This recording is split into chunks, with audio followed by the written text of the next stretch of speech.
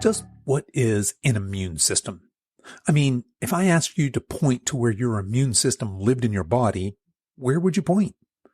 We all have an immune system, but unless you're an immunologist, pinpointing it and defining it can be tricky. But in this post-COVID world we all live in, it's never been more important to understand our immune system and to take steps to optimize it.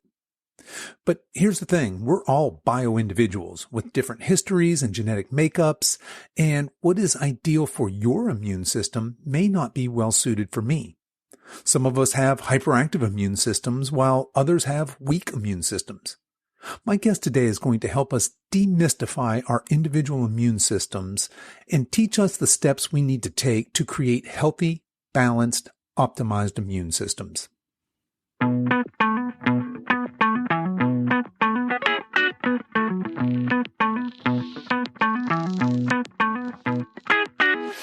Hello and welcome to the Over 50 Health and Wellness Show. I'm your host, Kevin English. I'm a certified personal trainer and nutrition coach, and my mission is to help you get into the best shape of your life, no matter your age, so you can show up in the second half of your life as the healthiest, strongest, most vital version of yourself. We have a fantastic show for you today. Dr. Heather Moday is here, and she's going to help us supercharge our immune systems.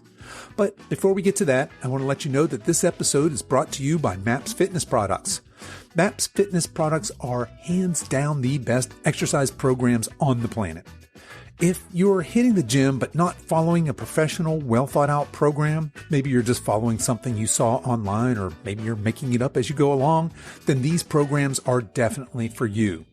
And there is a MAPS program for just about everybody, no matter what your goal is, from the complete newbie to the advanced athlete. And this month, the MAPS Starter Bundle is on sale for 50% off. So this program contains their flagship MAPS Anabolic Program, MAPS Prime, as well as their Intuitive Nutrition Guide. If you're interested in learning more, head over to silveredgepartners.com, click on the MAPS Fitness product icon, and make sure you use the coupon code MAYSPECIAL at checkout for your 50% discount. Again, that's silveredgepartners.com and use the coupon code MAYSPECIAL. That's MAYSPECIAL all run together for your 50% discount. Okay, enough of that. Let's get on with today's show.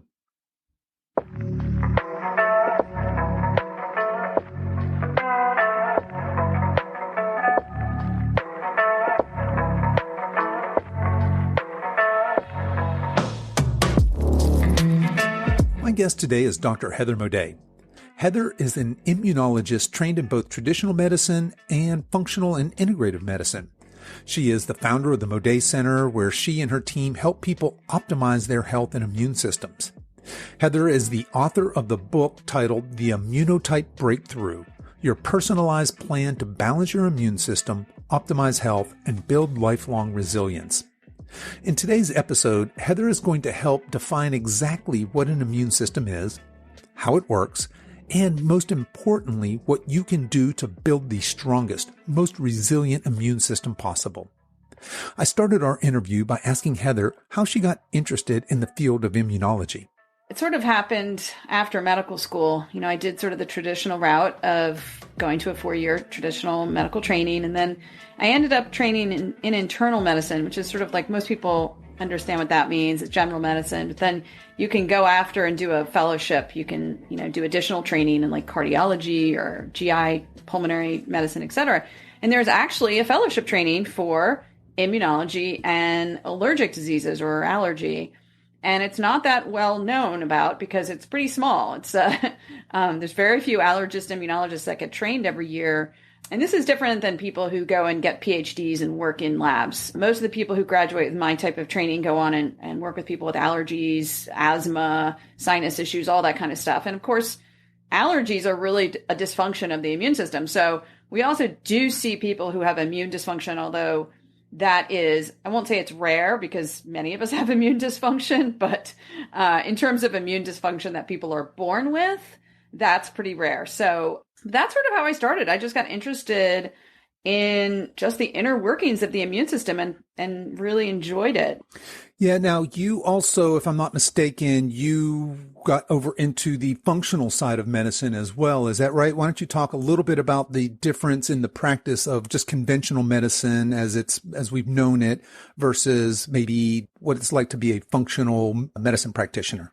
Yeah, absolutely. So when I was working as an allergist in a private practice, I was employed in a large group practice, and our tools were different, right? So I used a lot of pharmaceutical medications, antibiotics, steroids, the typical allergy medicines. And we did do testing, of course, to evaluate what people were allergic to and things like that. But I sort of, after being in that career, in that job for about 6 years or so, really sort of decided that I was a little bored, and, it was a bit of a factory mentality of just getting volumes of patients in and getting them on medications and allergy shots and then getting them out the door. And I never really felt that people got any better per se. I mean, they felt better as long as they stayed on their medications, but I wasn't really able to help them feel better. And the other thing is that I started noticing that people would ask me about other things that were going on in their lives. Like they were asking about new diagnoses they were getting from their other doctors, or strange symptoms, or why am I getting arthritis, or why am I developing food allergies as an adult? I thought that was a childhood thing. All of these different things, lots of GI complaints. And I'm a very curious person by nature. So I just started asking lots of questions, and I really started trying to figure out and read on my own. And I kept bumping into these articles and websites about functional medicine, integrative medicine, and realized that was where my interest lied. So I went off and I got trained. I did a whole other fellowship in integrative medicine. And then I started training in functional medicine, which I did all over the United States.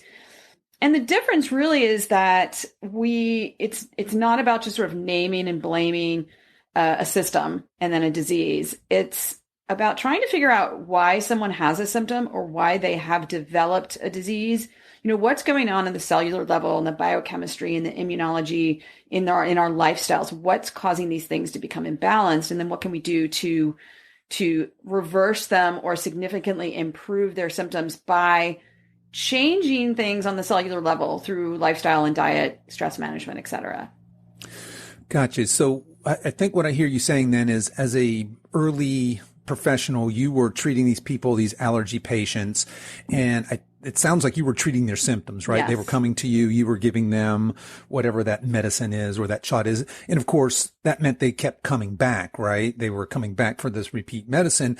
And what you were doing is helping them feel better, right? You were, I suppose, giving them something for their symptoms, but it sounds like maybe you weren't getting to the underlying cause of those symptoms, right? And that it sounds like that's the difference you're explaining there between this integrative medicine, this functional medicine, and more traditional medicine, which is more the pills and the surgeries and the injections, things like that to treat those symptoms. Okay. So that's going to bring us in very nicely to where you are today. So through your own curiosity, you found this road into immunology, and you specialize in the immune system. So I suppose before we go any further, let's talk about the immune system. What the heck is it? I mean, I think we all know just innately kind of that it helps us fight diseases and keeps us healthy, but there's a lot that goes on with an immune system, right? Exactly. So obviously we all have one. And the immune system is really hard to pin down because you can't really point at one place in your body that it exists, right? Like you can point at your heart, your lungs, your stomach and say, this is where this lies. Whereas the immune system is everywhere in your body. We have multiple different kinds of cells that are divided up into different aspects of what they do. And they live in different organs. They hang out in different organs. They move around the body, in the bloodstream, the lymphatics. And these cells communicate with each other through these chemical messengers. And these chemical messengers are called cytokines, interferons, interleukins. Through COVID, we got very familiar with some of the terminology, right? And so it's confusing also because it's a developing science. Like we don't know everything about the immune system. I mean, I will tell you, I do not know everything about the immune system. I mean, also not a research scientist, but it's almost like a never-ending discovery of what this system of the body, which exists everywhere, is able to do. And it's such an integral part of our health because it's involved in healing and, recovery from things, post-surgical recovery, mending of all tissues, even growth. It's involved in growth, but it's also involved in killing things, right? And killing microbes of all sorts and ridding the body of cancer cells. So it's extremely powerful and destructive, and at the same time, really healing. So it's like this yin yang sort of system of the body that we have to have. Like you have to have the inflammation along with the inflammatory response in order for this to work. Okay, so it sounds like it's then this very complex full body system that's working. And you had mentioned COVID there, that's made us all a little more aware of things like cytokines and things like this that you're talking about, T cells, et cetera. And in this post-COVID world, I think that we're all very, very much in tune now with the fact that we want healthier immune systems. In fact, one of the things we hear and marketers are telling us is that this will boost your immune system.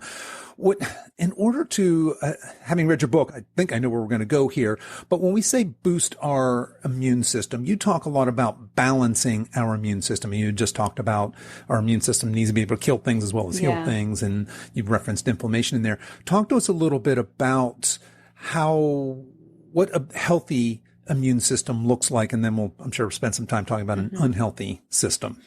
Yeah, so you brought up inflammation, and I think that that's a really important concept for people to understand and grasp, is that if we were not able to have a healthy inflammatory response, which is one of the main things our immune system does, we'd all be dead because, we would get a minor flu or an infection or a skin infection, and we wouldn't be able to mount a response against it. It would take over and that would be it, right? So inflammation is super important. The problem is what is the inflammation being directed against? Is the inflammation strong enough to clear, let's say, an infection quickly enough? And also, is the inflammation resolved? And so when I think of inflammation, it has to be strong, fast, and quick resolution to bring us back to homeostasis or a balance, because we need it, but we never want it to get out of control.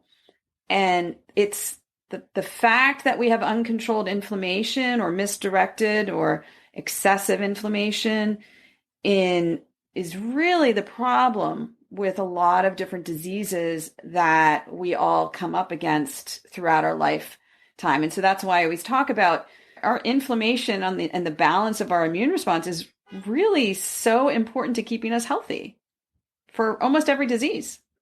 That's a good point there. And I think a lot of us, especially in the kind of the health and wellness, if you're maybe not a professional, but just a lay person and you're interested in health and fitness, you've probably heard of inflammation and you probably think of it as something that's bad, right? And certainly in chronic inflammation, or inflammation can be bad. But to your point, inflammation's got a role and it's critical. Without it, we would not be alive, right? And I think I remember you saying that inflammation is really the linchpin of our immune system, right? So before we jump into that a little bit more, what do you mean when you say inflammation? Yeah, so it is a response. It's we call it like a cascade, right? So let's just use the example of you cut yourself. You're out working in the yard and you cut yourself with a dirty hedging shear or something, so you have a deep cut and it's bleeding and you go rinse it out. But, there's a potential because of what you're working in that, microbes are going to come in. And of course, there's microbes all over our body. We're not sterile. We don't live in a sterile world, and we have bacteria everywhere. But let's just say also you can get it from the outside, right? So the idea is that you want to make sure that there's nothing going on there, nothing that's going to hurt or get into the bloodstream. But at the same time, you're going to want to heal up that skin wound because our skin is a barrier that protects us from the outside world. So our skin is actually part of our immune system, which is pretty cool. So what happens almost immediately is we have this cascade of inflammatory signals that go to the area. So we get, and people can obviously identify with this, if you hurt yourself, the area is going to get red, it's going to get swollen, it sometimes might be painful. So this is because when there's a wound, different white blood cells actually demarginate, like they come out of the blood, they come out of the lymphatics or the tissues, and they go into the bloodstream and they rush to the area. And this is all orchestrated by these signals. And they go to the area, and if they're types of cells that eat things, so we have what are called neutrophils, they're phagocytic cells, so they basically eat bacteria. And so they might eat some bacteria, they might eat up some cellular debris, and then they release more messages and cytokines that tell other molecules, other cells to come to the area. We even have an increase in blood flow to the area. So that's what causes the swelling and the redness. If we had a really bad sort of response systemically, that might actually tell our brain to increase our body temperature. So that's how we get fever. And that's also what happens with bacteria and viruses, right, as a way to kill them. So let's just say you go through this whole response, and this might last a day or two, sometimes longer if it's a more severe, wound, et cetera. But eventually what's going to happen is everything's going to be killed that needs to be killed. And then we have this whole process of healing. And so we have things like our platelets, which are clotting cells, which are also part of the immune system. We have other cells that come in and lay down collagen. So we have this whole system of healing that could take days to weeks. And anyone who's broken a bone, had surgery, understands that sometimes this healing process in the beginning can be painful. But if you are in good condition, if you have a good, rapid, balanced immune system, you're going to heal faster, right? Like you're going to get through this whole period of time with less immobility, less pain. You're not going to get infections afterwards. Like everything's going to be good, right? So when I talk about a healthy immune response, it's this whole cascade of different cells that have their place and, can last from days to weeks, but then everything should go back to normal. Yeah, so that's when we think about the immune system and its response, and you described it as a system of healing, this cascade of events, that's quite complicated, right? So now you had started out by saying you really can't point to the place in your body where your immune system lives because it's a part of your whole body. And now I think we're starting to get a picture of just how complicated and how fascinating this really is. I want to talk a little bit about this inflammation and its role in chronic disease. But before we get there, let's back up a little bit. I want to talk about the role of the microbiome because you've referenced a lot of these bacteria and cells and all these different agents in our body. I think probably most of our listeners are familiar with, they've heard at some point about a gut microbiome, but we've got microbiomes living on us and in us all over, right? What is the role of a microbiome and how does it play in with our immune system? Yeah. So we have bacteria everywhere. I mean, it's all over our skin. We actually have a skin microbiome. So there are certain bacteria that there's a higher tendency to be on the skin. We have a sinus and a nasal and a mouth microbiome. So there's different kinds of bacteria that are there, really almost all over the place. Now, the reason why we talk about the gut microbiome so much is that it's the largest one in the body. So we have trillions and trillions and trillions of bacteria, but also we have fungal, species and yeast and even things that are called bacteriophages, which are more like viruses. So we have this whole different collection that humans are born with these. So we're born with different microbiomes and they change throughout our life.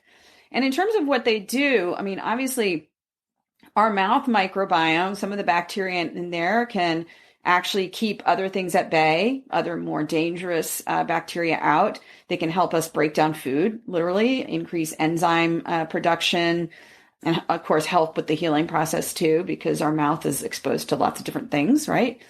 The gut microbiome is particularly interesting because not only because it's the largest, and when I say the gut, that's sort of a generalized term, but really what I'm talking about is the colon. Okay. So like this is the last part.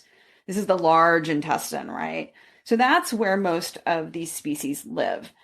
And we know that right outside, sort of adherent, right next to the colon, are these large lymph nodes. Like there's just tons of them. There are masses of them, and they're really just big pieces of tissue, and they're all filled with immune cells. And, so there is a very close connection between the inside of our colon, where our microbiome is for the most part, and then these clumps of cells, or it's called the GALT, or gut-associated lymphoid tissue. And there is crosstalk between the two, because remember, we grow up with these. Like our gut bacteria actually teaches our immune system. And so this is one of the theories behind why it's important to have a vaginal birth and to not take antibiotics as a young child, and to obviously have a good, healthy diet, be breastfed if possible, and also to not live in a world that is truly super hygienic. I mean, of course, we want to clean things and use soap and water, but high potency antibacterials may have predisposed us to becoming maybe not teaching our immune system what it needs to learn. And so one of the theories is that, living in a more sanitized world, we have developed more allergies and things like that. So it is really important, this close association. And this goes on throughout our whole life. And there are studies which are really interesting that look at the variety of microbes that are present, let's just say in a 2-year-old or 3-year-old, and then throughout life. And what we've seen is that in modern life, our microbiome diversity actually shrinks. So by the time we're 70 or 80 years old, we actually don't have the amount or variety of different varieties and species of microbes. And that can change health as we age in terms of longevity and brain health and things like that. So it's really important to have a healthy, really diverse microbiome, because it really changes our immune system throughout our whole lifetime. Okay, this is fascinating. I want to pick apart a couple things here. First, you had mentioned things like with these biomes, these healthy biomes. We have these bacteria and things living on us. Let's take you mentioned the mouth a couple of times. We have this mouth biome. So when we do things like take a antiseptic type mouthwash, we're just killing all of that. And same when we put some of these harsh chemicals, these beauty products that we use, soap, shampoos, etc., lotions on our body, we're actually harming that microbiome. When we eat a lot of sugar and processed foods, etc., we're harming this gut biome. And clearly that's going to have an adverse effect then on our immune system. Now, you would also mention that as we age, the number and variety of these bacteria in these healthy microbiome systems decrease. And so my audience here is all going to be 50 and above. Is that something that happens naturally as a result of aging, or is that more the lifestyle choices that most folks in the Western world make as we age? That is a lifestyle choice, and it doesn't necessarily have to happen after the age of 50. So what I'm talking about is throughout life, every time we get exposed, let's say, to an antibiotic, and I'm not against antibiotics. They've obviously allowed us to live and survive many terrible diseases. However, being a physician, and I will tell you, I saw this firsthand. I was part of this. We used to have things like penicillin back, in the 1950s and stuff. And, little by little, they got slightly more advanced drugs. When I was first in practice, no one used penicillin anymore. It was like, oh, you got to take penicillin 4 times a day. Let's take this new drug, Zithromax, which, the pharmaceutical companies, made it like a vitamin. And I literally dealt with people who did not understand that Zithromax was a extremely powerful, what we call a broad spectrum antibiotic. They just loved it because you just had to take it for 5 days, once a day, and that was it. You got your Z-Pack, and that's the way it was marketed. And so people thought of it as like, oh, it's no big deal. You can take it. You have a cold. It's going to go away. It's not going to get rid of a virus. None of the antibiotics don't treat viruses at all. That's not what they do.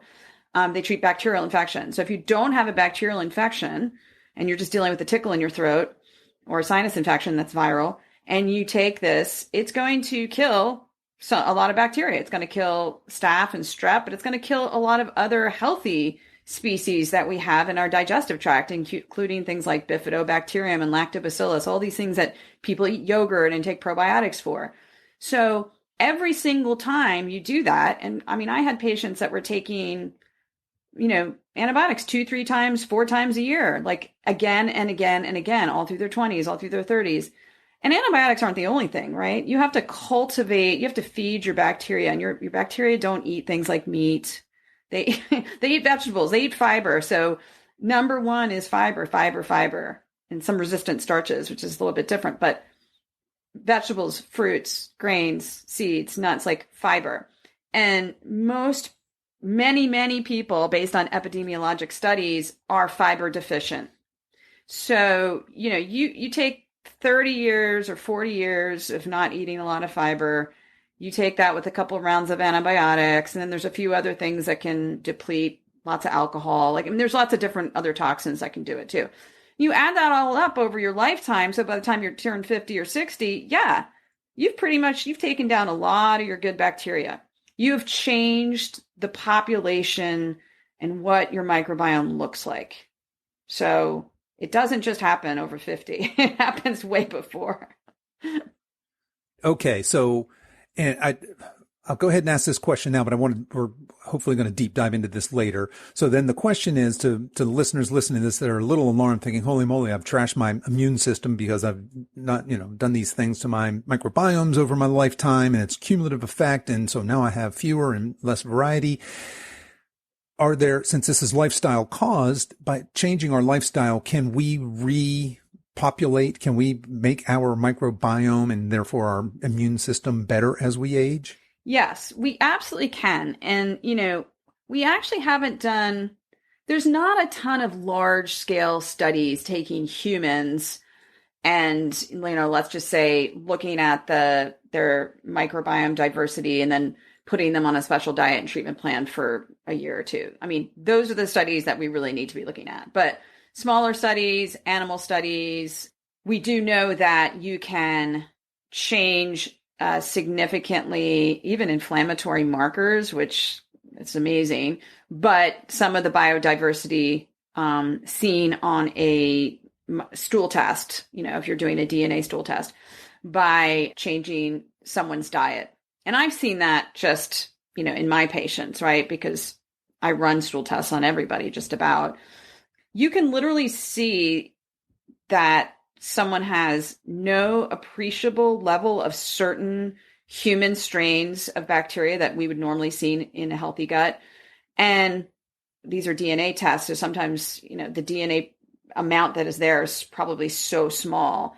And then 6 months later, after they have changed their diet completely and maybe taken things out that are destructive, those species are back. So it's not like they were never there. They were just so small and not being cultivated. So you really can change your microbiome. And, you don't have to go out necessarily and eat a ton of probiotics. I mean, probiotics can be super helpful, but the most important thing you need to do first is you need to increase your fiber. I mean, people are counting calories, they're counting fat, they're counting protein, which of course is all very important. I'm into macronutrients, but people don't count their fiber. They need to be counting their fiber every day. They need to be understanding like this is literally a macronutrient, right? Technically. And increasing that. And then also adding in foods that are naturally probiotic, that have those naturally occurring bacteria, in them. And those are mostly the fermented foods, because that's how we get them. So that's everything from miso and tempeh, if you're vegetarian, or sauerkraut or kimchi, any vegetable that's fermented, any fruit really fermented, sourdough bread technically fermented. And then of course the dairy products like kefir. And so just adding that in every day is just like a little small part of your diet. It's going to really, really move the needle in a positive direction over months to years. Absolutely. Okay, so that's good news. So those of us that are aging, if we've trashed our gut microbiomes or other microbiomes for that matter, we can consider perhaps we have some endangered species in there, and those that's a great way to say it. Completely extinct. I like to think of it that way. And then, of course, you talked about that led you to the discussion of fiber. We get fiber through plants, through whole foods, and certainly fermented foods. Adding those into our diet can be very, very beneficial. So before we go on and start talking about some of your immunotypes, so I want to go back and talk about chronic disease. Everybody knows chronic disease is on the rise. The popular media has really grabbed a hold of this. And I think you wrote in your book that we've developed an immune dysfunction crisis. And you go on to state that these chronic disease rates have become normalized. Now, when we hear that 70% of the population is overweight, obese, or morbidly obese, it doesn't shock us. Or when we hear the numbers on any of the high blood pressure and the dyslipidemia and the pre-diabetes, when we hear these numbers, they're no longer shocking to us. We've kind of normalized these numbers a little bit. Talk to us about chronic disease and its interrelation with our immune system and inflammation. Yeah. So as we were talking about, Kevin, inflammation is healthy if it's directed at the right thing and it is able to get rid of what that is, whether it's infection and then it should be resolved. So the problem with us in terms of our disease process is that most of the diseases that we're dealing with, so let's just say cardiovascular disease, because heart disease and vascular disease, which is stroke, et cetera, is the number one killer of humans on the planet worldwide. Okay. And definitely in this country. And so people always think like, oh, it's because you've got high cholesterol or something like that. Like, high cholesterol is not necessarily going to kill you, right? Cholesterol is something that our body makes in our liver. I mean, of course, we get it through food as well. There's dietary cholesterol, but we make it. And cholesterol is the backbone of many different structures in the body. For example, every single hormone, for the most part, at least sex hormones for sure, have a backbone of cholesterol. We have cholesterol in all of our cellular membranes. Okay, so it's something, it makes up a huge amount of our brain too.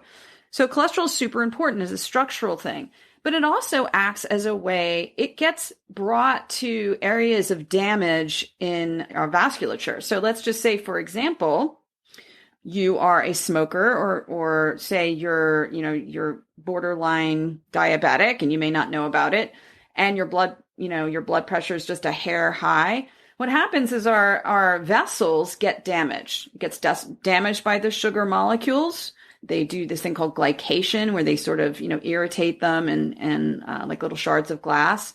The blood pressure is a little bit too much. And so that puts pressure on the vessels.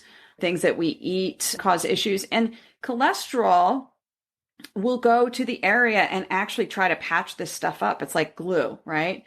And then that causes our body sees that as like, oh, our vessels need help. They're injured. So what does it do? It sends white blood cells to the area. They call them macrophages. They stick there. And then all of a sudden, what I say about the platelets, right? Platelets are the clotting cells. They come there and they build. All of a sudden, it's like a beaver building a dam. And you have created a plaque. You have calcium that gets deposited in there. That's why we have these calcium scores that people get of their arteries. So when you look at a plaque, it is an amalgam of all these different immune cells, platelets, calcium, cholesterol, literally trying to help in a way. But so it's backfired. So really what you have to look at is what is causing the inflammatory response in the first place? And you got to get rid of that. So that is, yes, too much dietary cholesterol can be bad, but that is not the sole reason why we're having this problem. So it can be high blood pressure, other types of harmful fats that we eat, excess sugar, having a sedentary lifestyle. All of these things contribute to vascular disease. And so if you really want to reverse heart disease or prevent heart disease, those are the things you need to work on. Yeah, that's very well said. And there's this additive effect, right, for ill or better health. And You had mentioned that this inflammation is in our control, right? Whether that's good or bad, just this balanced inflammation. And I think you say that diet, sleep, stress, toxins, and your gut health are the big pillars. And so I think that's a good segue into talking about your immunotype. So as we mentioned in the intro of this show, you're the author of the book, The Immunotype Breakthrough, and you break out these immunotypes into 4 different categories. You have the smoldering, the misguided, the hyperactive, and the weak. What do you mean when you say immunotypes? And then maybe walk us through each of those types. So obviously we're all born with an immune system, and there's always genetics that drive a little bit of our health. That's fact. But over our lifetime, and it's not always things that we are necessarily responsible for. Like, things may happen to us. We may be exposed to something. We may catch something, get sick. We may grow up in a household that's very stressful. There's lots of stress and trauma or whatever. Like, over time, the things that we're exposed to, our environment, the cues in our environment, literally change how our immune system works. And so what I found is, working with people in my functional medicine practice, is that people tended to fall into these groups or categories or personalities of immune systems. So, either they were dealing with a very hyperactive response to things like outside of their body. They were having a lot of allergies, reacting to things that weren't necessarily harmful, right? So this is sort of like non-purposeful inflammation. So those were the people who I dubbed the hyperactive. So they tended to have allergies, asthma, hives. They also, certain cells were more active. So they had more histamine released from their body, more mast cells, which are another cell associated with allergy. So they sort of fell into this category. They weren't, they still had a good immune response. It's not like they couldn't fight off infections, but they had this immunotype. And then there was a type that maybe had chronic cardiovascular disease, diabetes. They had arthritis, just things they were just inflamed. I mean, they were on tons of medications, maybe overweight. So these were the smoldering type. People were their body was just reacting to everything. I mean, they were trying to put out fires everywhere because their lifestyle was so inflammatory. And then people who have a misguided response. So these are people who, for whatever reason, genetics, but also sometimes because of gut issues, previous infections, etc., vitamin deficiencies, would develop adverse reactions to their own cells. So we're not supposed to. Our immune system teaches us, even as infants, not to react to our own cells. So we actually delete white blood cells that identify self-tissue and create an autoimmune response. We want to get rid of those cells. And that is usually what happens throughout life. But some people, those cells sneak through and they're allowed to circulate. And then we develop autoimmune disease like rheumatoid arthritis, lupus, all sorts of things like that, right? And these people really, they have a lot of inflammation as well. But now on top of it, they are reacting to their own tissue, causing tissue destruction and these horrible diseases. And this is on the rise. And we know that this is very much associated with issues in the gut. And then lastly, people who, they truly were people who needed an immune boost. They would say, I'm sick all the time.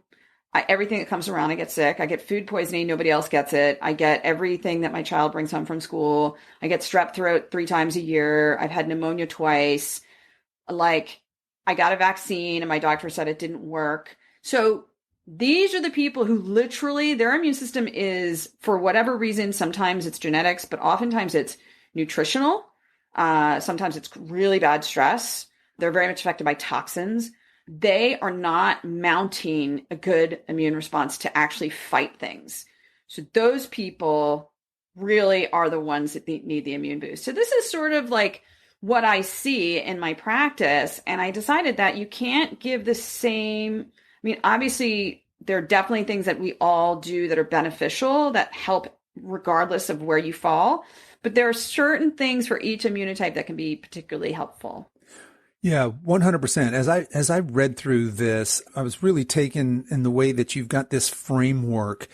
And just to summarize, we can think of that weak immunotype as the inflammation being not reacting quickly or efficiently enough, right? Yes. That hyperactive, then it's what it sounds like. The inflammation is triggered too easily. That misguided, that's that autoimmune disorder, right? The inflammation is redirected against our own cells, not good. And then that smoldering is more just that too much inflammation. That's that type A. Yeah, and sort of just low level. I mean, over time, these are the people that, oh my gosh, they had a heart attack. Right. I never knew that they were sick because, sometimes from the outside, it doesn't look so bad, right? Yeah, 100%. Okay, so folks, I would strongly encourage you to get this book. This is a very interesting book. It's never been more timely than right now. I think we're all very in tune with wanting a healthy immune system. But Heather breaks this down. We're going to talk about just some general things. There's diet, sleep, stress, toxins, gut health that you can do that's going to help no matter what immunotype you are. But she actually breaks it down by what predominant immunotype you are and gives you very specific prescriptions for that. But let's put that aside, the specific prescription. Let's just kind of talk about, in general, balancing our immune system and our inflammation and controlling that. There are some big pillars here. I want to start with this first one because it's one of my favorites, and that's sleep. Can you talk to us, about the importance of sleep for healthy immune systems, and then maybe a couple of tips to help us start on the path to improving and optimizing our sleep? Sure. Yeah, a lot of people, and myself included, really used to skimp on sleep. And I think this happens a lot when you're younger because you feel like, oh, I can get by. It's not so bad. I can get by on 6 hours or less. And you don't really see the disadvantage of that sometimes until you get a little bit older. But what we do know from human studies, and, we're seeing more and more of this, is that our immune system is extremely active while we sleep. Because if you think about it, when we are sort of semi-conscious in these different sleep stages and our body is relatively quiet, I mean, we have things going on with digestion, but we're not running around. We're not trying to think, big problems, etc. It's a great time for the immune system to do its job. And so we do a lot of healing at night. We also do a lot of killing.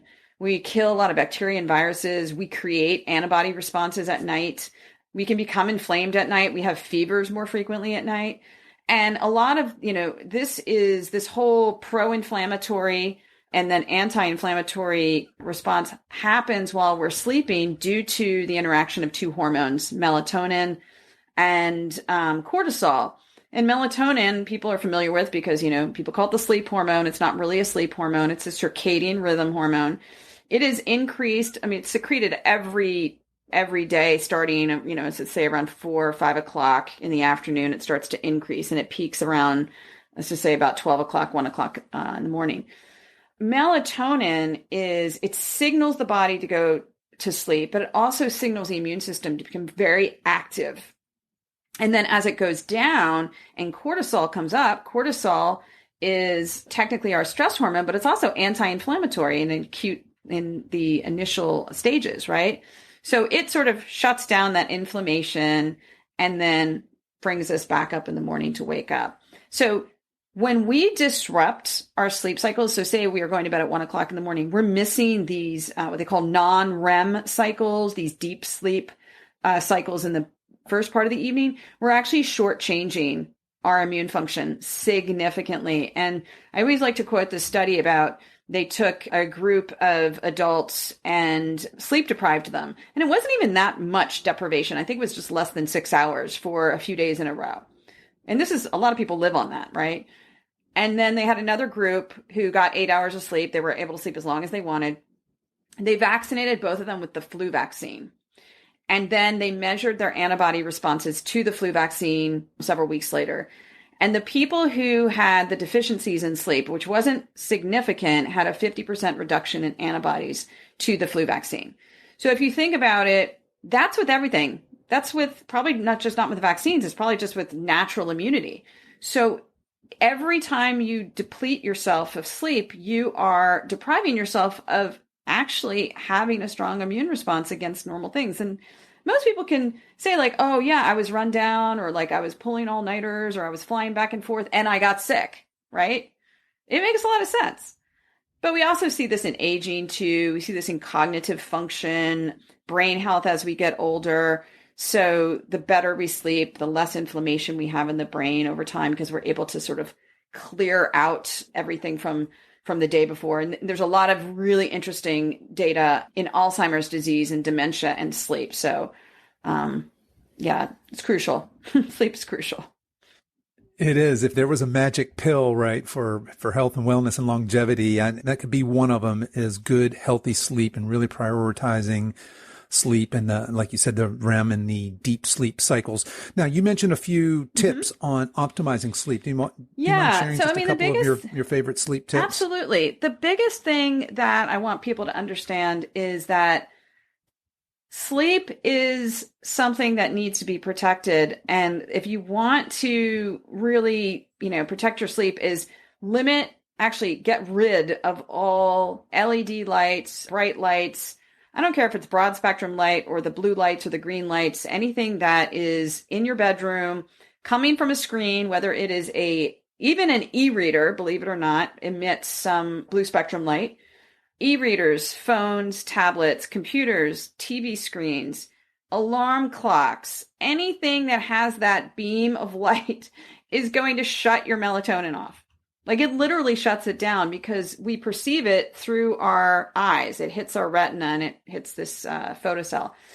So you can get around that by wearing amber glasses, and not just the ones that are, like these have some blue light reduction. The glasses I'm wearing right now, I mean, nobody can see these, but it's only reducing about 20%. So this is great for when you're on a computer screen during the day, because you're not trying to reduce all your blue light. What you want are the ones that block out 80 to 100%. So they are going to look yellow or orange or red. Okay. It's not great if you're watching your favorite TV show and you want to see color because everything looks orange, but you want to do that about an hour before bed at least. Okay. And then that is really helpful. Eye masks are helpful. Anything to block out light while you sleep. And also just not doing things. A lot of times people think that they can do lots of really busy activity or stressful things right before bed. Our brain does not work like that. We cannot just, say, boom, it's time to go to sleep. I'm going to shut this light off and boom, I'm going to fall asleep. No, we're thinking about everything. Our nervous system's all keyed up from maybe what we just watched or read in the news. So like reading the newspaper right before bed, not a good idea. Watching some disturbing show, having an argument, paying your bills, even exercise right before bed. Not a good thing. No HIIT workouts. If you want to do yoga, great. You want to do things that sort of bring your nervous system down into its what we call parasympathetic state. So really have like a power down hour. That's my advice, is create a quiet time for yourself and you will sleep better. Absolutely. Yeah, I love that advice. I love having a bedtime routine, and that including no electronic devices an hour before bed. And even with the blue blocking glasses that you had mentioned, if you're scrolling through your social media or through the news right before bed, you're probably getting triggered. You're not feeding yourself in the best way mentally in order to have a restful night's sleep, right? Okay, fantastic stuff there. And folks, again, there's a lot more in the book that Dr. Moday goes through in terms of other recommendations here, but we're just going to kind of move along here. Let's move to stress now. I think the way you put it, as opposed to reduce stress or stress manage, you say optimize stress. Talk to us a little bit about optimizing our stress. So, we can't completely get rid of stressful things in the world. Like, we live on the planet, right? So we're all going to get stuck in traffic. We're all going to deal with wars. We're going to deal with loss and tragedy and stress at work, etc. Now, granted, some of us do create stress in our lives by, hanging around certain people, allowing toxic people in our life, overdoing things. So we can control things to a certain way, having boundaries, but you can use stress to your advantage too. So there's sort of good stress and bad stress. So there's lots of studies now looking at good stress. And basically what that means is things that can challenge our body. It might bring our cortisol up slightly, might bring our adrenaline up slightly, but it's going to have a positive outcome. So examples of this would be exercise, right? Exercise is a perfect example of stress on the body. When you lift when you lift weights and you tear muscles and you cause hypertrophy, right? That's inflammation. That's actually stress. You increase adrenaline. But over time, it makes you more resilient and it makes you stronger. The same thing with cardiovascular exercise, same sort of thing. You're stressing your arteries and your veins and your muscles. But in the end, right, you become stronger. Even things like giving a talk, a public talk, or doing something that stretches you to feel a little scared. But then in the end, you're like, wow, I did something. That is a good stressor, and it builds what we call hormesis. So we like that, and we want to face our fears and do things that are challenging. But on the other side, the thing that really hurts us are these little sort of chronic low-level stresses, things that last from weeks to months to years that don't have really benefits. So this could be staying in a job that you hate with a boss that you hate because you're scared to get out of that, or maybe staying in a relationship, or even just being around people that you said like trigger you, that you just don't feel comfortable with, or, there's so many different things that we can change, but also things like, let's just say that we have a very awful commute, right? There are ways to change your attitude to that. So it could be gratitude. Gratitude is a great practice for changing our mindset. And we know that even by changing your mindset or your outlook on something that maybe you cannot change, maybe it's an illness, maybe it's a family member who's dying, coming to terms with that, but also showing gratitude for other things, journaling about it, using mindfulness, being in the moment, that actually can be really beneficial because it's going to change how our stress hormones are secreted chronically, which is going to do less damage to our body in the end. Okay, so some great tips there in terms of good stress. One of my favorites is to exercise, move your body. And then in terms of managing bad stress, that chronic stress that so many of us are in that state, a gratitude practice, a meditation practice, a journaling practice, things like this. I think probably that the digital detox, we can throw that in there as well. Yeah. Periodically.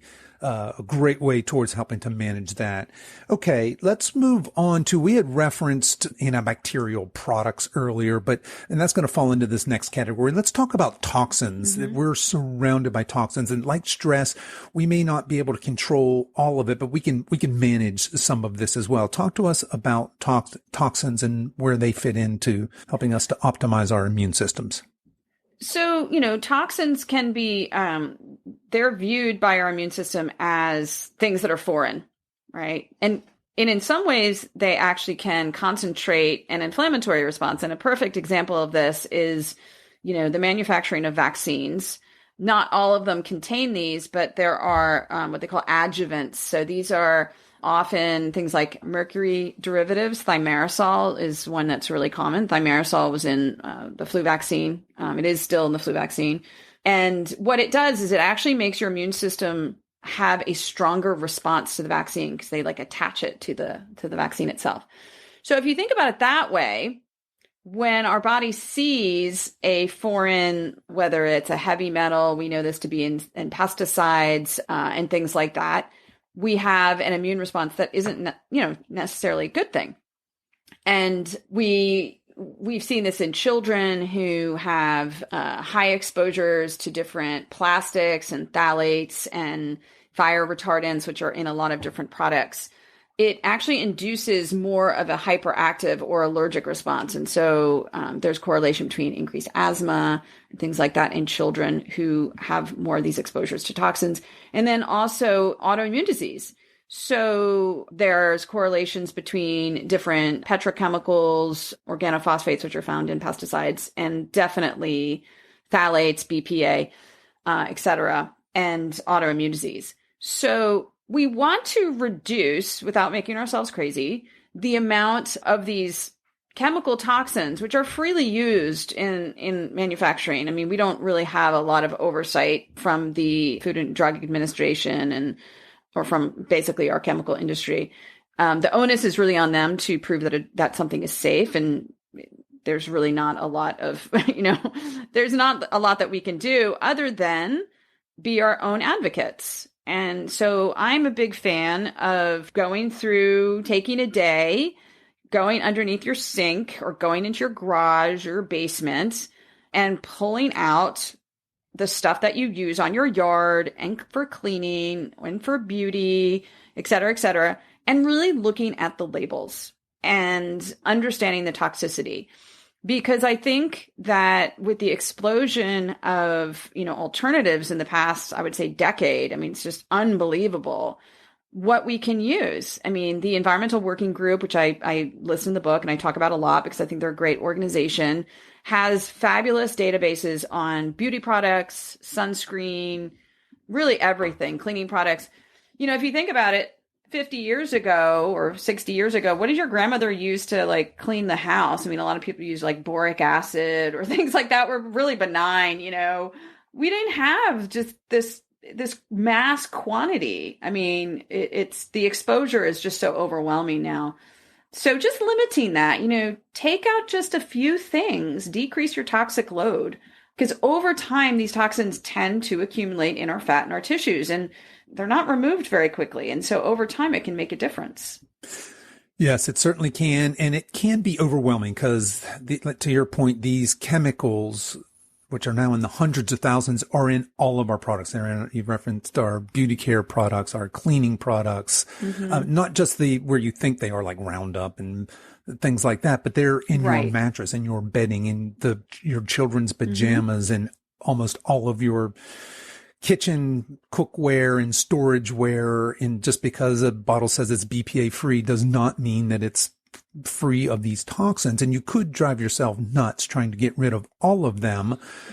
Or like you're suggesting, you could just start on a journey of A, being aware, and then B, maybe start in your bathroom or start in your kitchen or start in your garage or start in your laundry room. Just start somewhere and start researching. Take a look at the back of you're going to need Google unless you're a PhD chemist, and start reading about what's in your products. And then from there, I agree with you wholeheartedly. I love I think it's EWG.org, right? The Environmental Working Group. They have a fantastic website. You can go there. They basically rank every commercially available product. So you can go in there and see which ones have the lesser toxic load, but some great advice there. Okay. So we have managed to get our sleep under control, or we're optimizing good and bad stress. We're going to work on reducing that toxic load a little bit. Let's talk about another one of my favorites here, nutrition, what we put in our body. What are some things that we can just in general do in order to optimize, again, our immune systems? Yeah. And, I do like to concentrate on what we can bring in. I think a lot of times in my industry, people start feeling like, oh my gosh, I've got to take everything out of my diet because life's not going to be fun anymore. And, yes, of course, you should definitely take out things that have no benefit to you. And I would say the thing I focus on probably the most, because I think it's the biggest problem, is our addiction to sugar and the fact that it's everywhere. I don't mean you can never have a piece of cake again. I'm not saying you can never have a piece of pie or whatever, but if you literally added up the amount of excess sugar that you put into your mouth every day, it's overwhelming. It's crazy, even in so-called health food, some of the health bars and, I was laughing about, I went to buy some kombucha the other day, and, there are kombuchas that have 23 to 24 grams of added sugar to it for a bottle. It's ridiculous.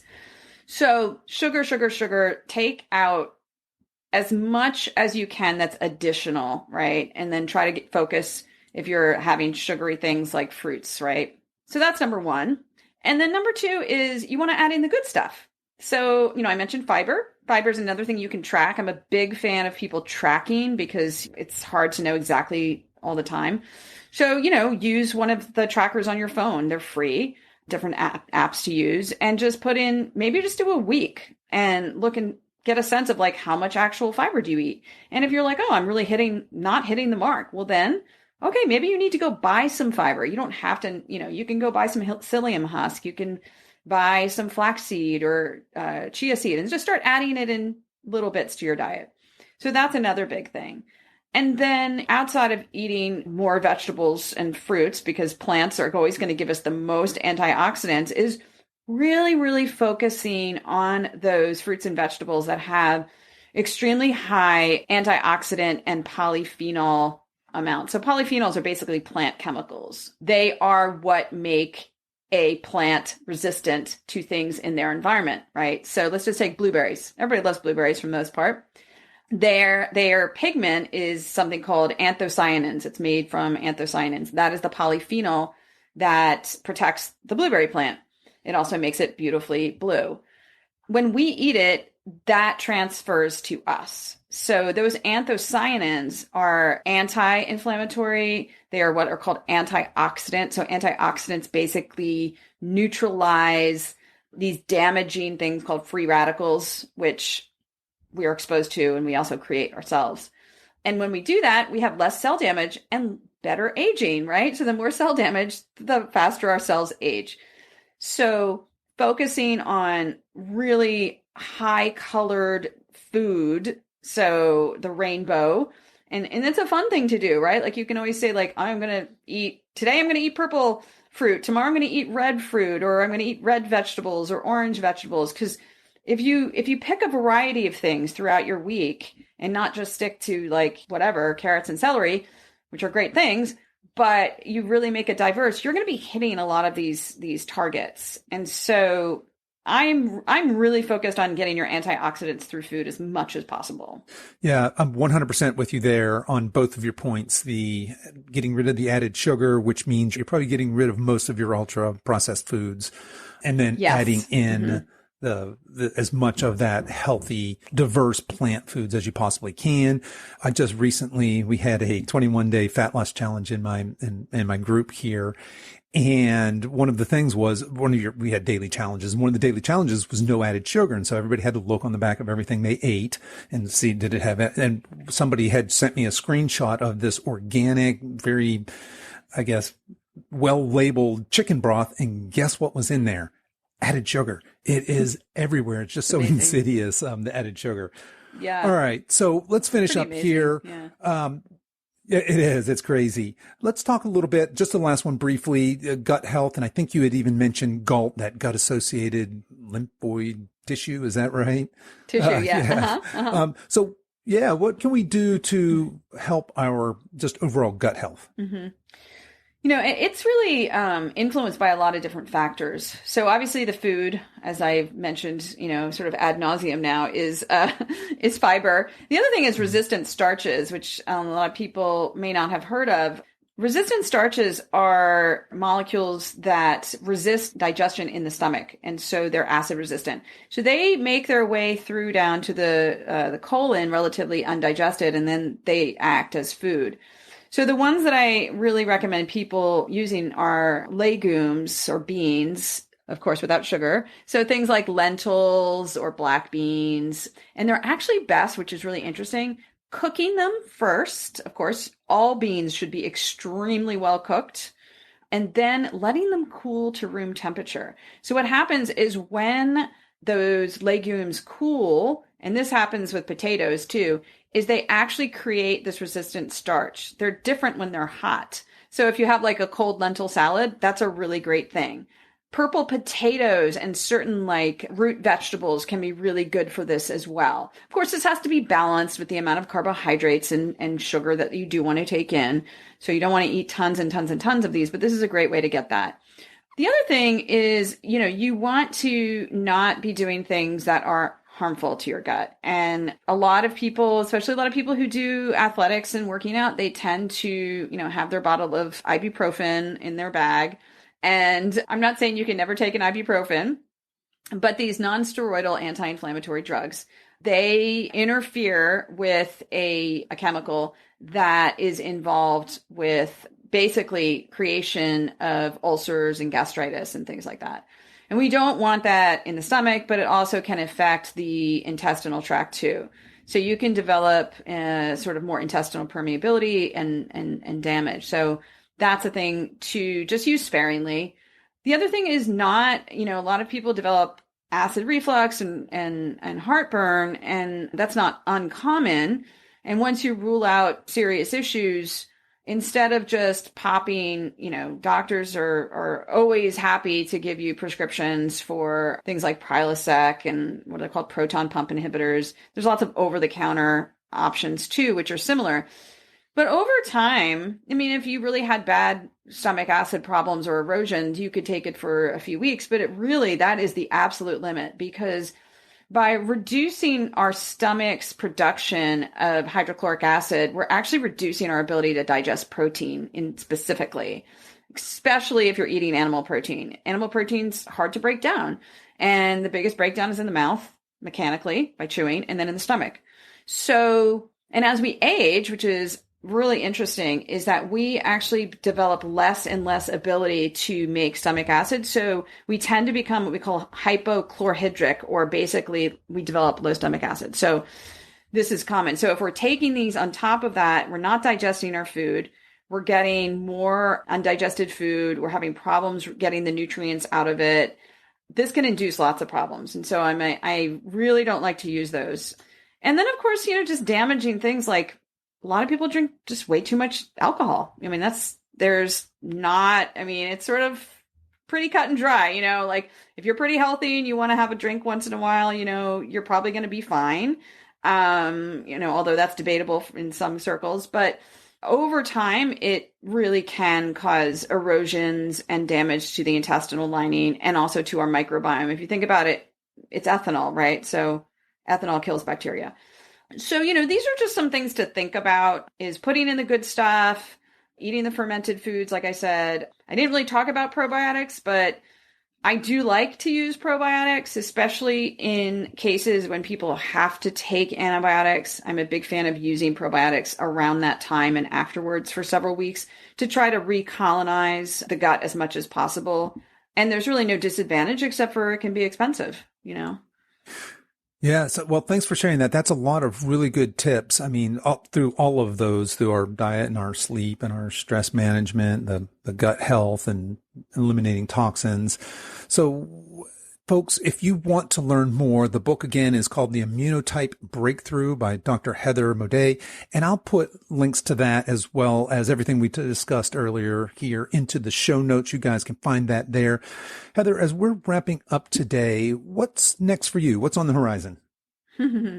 Well, I am in right now I'm actually developing a course that people can take. So it's going to sort of follow the book, but it's going to have a lot more information for people to take action in terms of, using sort of their immunotype. I have a quiz that's in the book. It's also on my website and it's in my Instagram bio. So you can actually take the quiz and figure out where you are. But the course is going to be several weeks. It's going to be small group with some guidance by myself and going through really sort of a week by week challenge to rejuvenate your immune system, regardless of where you are. And so that is what I'm developing right now, and hopefully we'll have out in the next couple months. But right now, also, they can go to, to get their information regarding what their immunotype is. And also in the next couple of weeks, we're going to have links from that to specific things that I'd recommend right now for them to do, whether that's certain supplements that I usually give to my patients and other lifestyle advice too. So that's going to be going up pretty soon. Other than that, I'm on Instagram. They can follow me there for tips, send me any messages. And if they're in Virginia or Pennsylvania or New Jersey, that is where I practice. I'm actually virtual, but that is where I can see clients with my license. So always happy to hear from people. Gotcha. And again, I'll throw all of that, including your social media links, website, etc., into the show notes. Well, Heather, I want to thank you so much for taking the time to come on the show today and share with us all your wisdom and your knowledge and your passion. And I wish you all the best in all your future endeavors. Keep up the great work. Thanks, Kevin. You do the same.